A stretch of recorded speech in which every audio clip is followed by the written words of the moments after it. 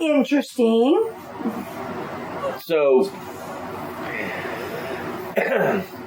now, the fun one for me, though, there is a modern tale. Dan Akroyd is a big believer in UFOs and the paranormal. Believe it or not, Ghostbusters comes from something. He has been interested since he was a young man.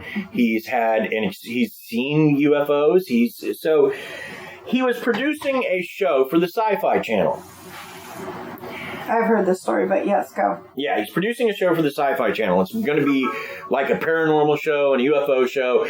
And so he steps outside to have a cigarette. Now, as he's smoking, he gets a call from Britney Spears because he just played her dad in the movie Crossroads, and she'd just been invited on Saturday Night Live, and she kind of wanted him to come with her. So he was talking to her, having a cigarette, when this SUV pulls up with 3 men in it. Now, the first thing he notices is that he can't read the license plate. It's fuzzy. It's like phosphor color effect, right? It's just, he can't read the license plate. And then he sees the guys get out, all dressed exactly the same. Black, white sunglasses, or black sunglasses, white shirt, typical men in black. They all three get out. The one who gets out the back starts staring at him. Well, he's still having on his phone call, so he doesn't want to deal with this guy. So he turns his back to him to finish his call. He hangs up the phone. He turns back around. The car is gone. The people are gone. Just vanished. Well, he goes back inside and he's wrapping up stuff because really he was just the producer and he was going to voice over the episodes. That's all he was going to do.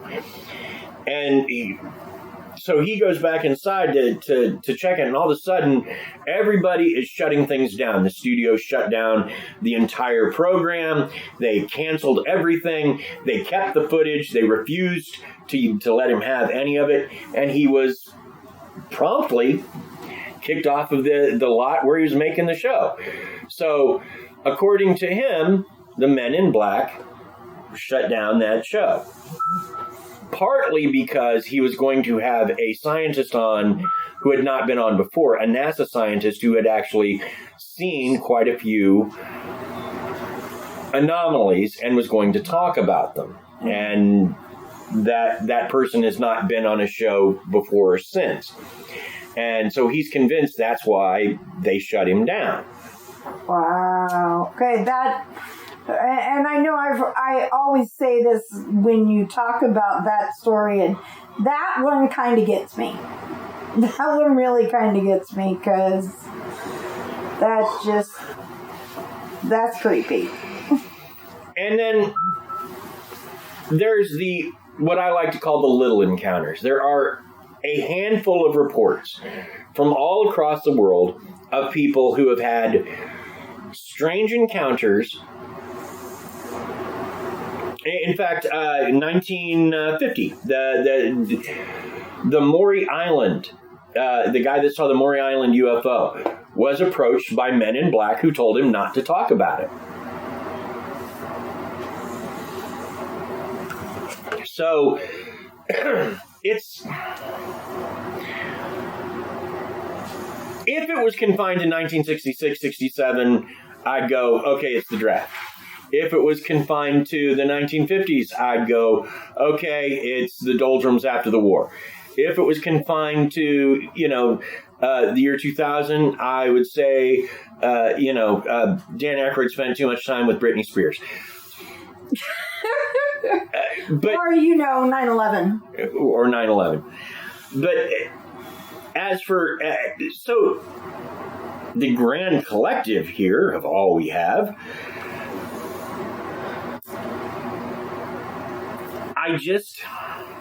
I'm going to go with with the theory I've gone with before, is I don't think our reality is as solid as it seems. And I mean, scientists have said, are saying these things with, like, there is a multiverse, and bubbles open up in space. We know it. We think they connect to other universes. We don't. So what's to keep these bubbles from opening up here? Maybe that's your Bigfoot. Maybe that's your Men in Black. Maybe that's your Black-Eyed Kids. Maybe our reality's a bit more permeable. And I mean, I'm going to go back to the Native Americans. The Native Americans, many of them said there were two worlds. There was the world that they knew, and they knew their world as well as we know ours. And then there was a larger world, and you didn't want to be in the larger world because bad things could happen to you there. So, if our reality, if there is like a membrane that's permeable, things can pass through, and we can pass through to the other side, then maybe there are things on that side that don't want us to know too much, and they occasionally make their way through, do their best people impression, and say, don't talk about this. Why? Because I said so. And hope that they're mistaken for government entities. Fair enough. But if that were true, if something like that were happening, they obviously have a lot more ability than we do. Why just tell an essentially powerless human being who has information to be quiet? Why not just kill him? Why not just kill him and kill everybody he knows? And people will ask questions, but they won't be able to come anywhere near asking the right questions if you kill everyone who knows anything about it. Well, yeah, but sooner or later, everything. And I agree with you. There are definitely, if they have so much more power than us, then there's definitely other things that they could do. But every permanent removal that you do in a situation like that causes ripples. And sooner or later, those missing pieces get missed.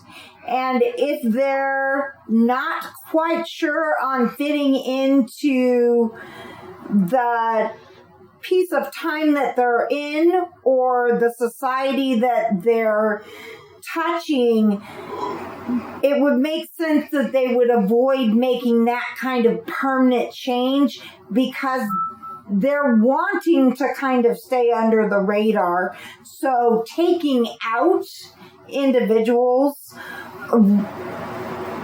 completely removing their life or removing even just memories or pieces, things like that, if you go pushing the envelope too far, they definitely open themselves up for more visibility than it sounds like they're after.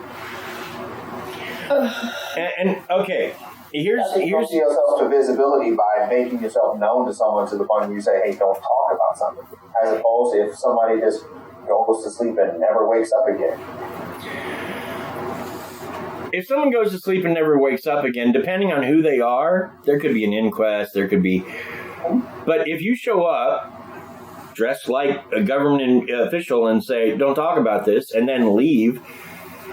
And the thing is that the people in West Virginia that reported the various men in black and their cars they were driving, their license plates, well, the license plates were never, the police, they didn't exist. They were never created. They were uncreated license plates, which makes me think that maybe it was just a projection, like in someone's head.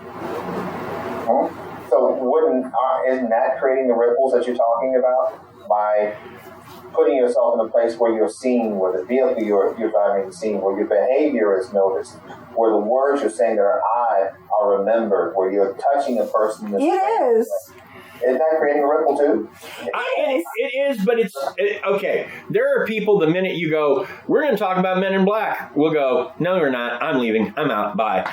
Because they depend on a stable, sane universe. They depend on it. And any attempt to tell them that it's not results in their abrupt dismissal of the conversation. Shut down. They can't handle it. Yeah, exactly. Yeah, it's like talking to a hardcore Trump supporter about the January 6th insurrection.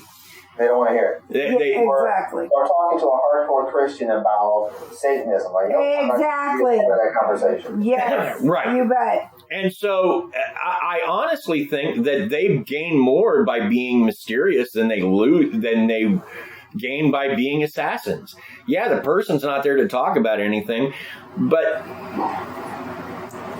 even if, but again, if they come out and they just tell this person don't talk about this, and the person does anyway, and then they bring up that this crazy person, is a stranger told them not to, well, now they're really not believed.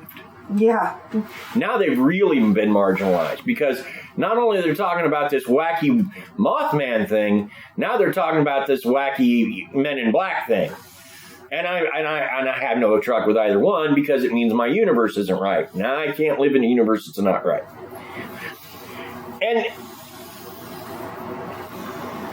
But the thing I was trying to get at, you know what? Let's forget that. Stop for a minute. We'll get to that in a minute. Let's talk about you. Now, Gerald, the reason you're a guest, and we mentioned this briefly, is you're an author. And you write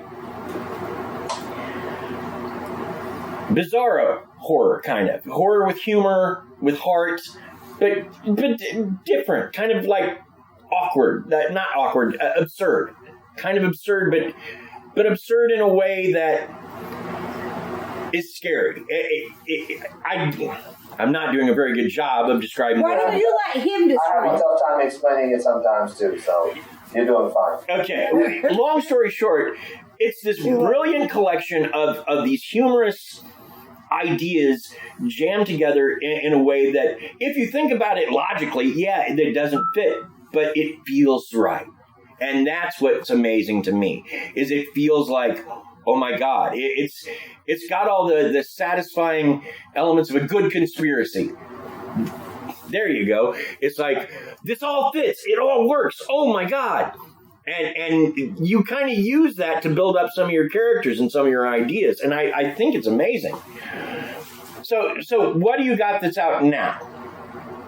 Well, back in October, I published my first book of short stories in almost 10 years. It's actually short stories and poems. It's called Absolute Garbate, Total Nonsense and Utter Ridiculousness. It took me probably a good 3 months before I could remember the name myself, because it's so long.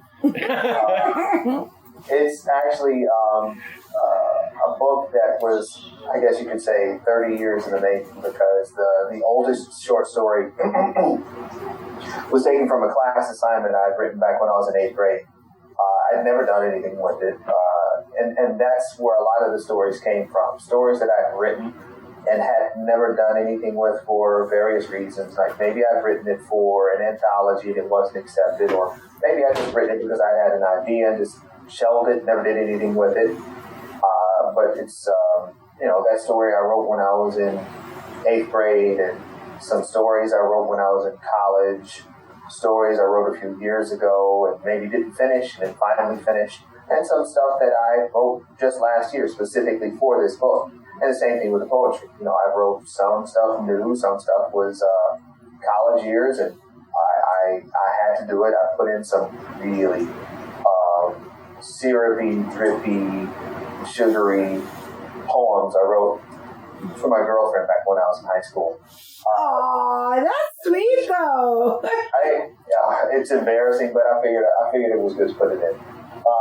But it was just, it's half to show progression. This is where I was. This is where I was coming through. This is where I am currently. Tomorrow I'll be somewhere else too.